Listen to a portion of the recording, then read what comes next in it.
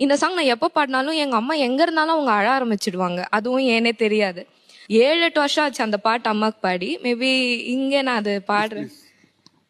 பூமியில் பூமியில் இன்பங்கள் என்றும் குறையாது, வாழ்க்கையில் வாழ்க்கையில் எனக்கொன்றும் குறைகள் கிடையாது. எதுவரை வாழ்க்கை அழைக்கிறதோ அதுவரை நாமும் சென்றிடுவோம். விட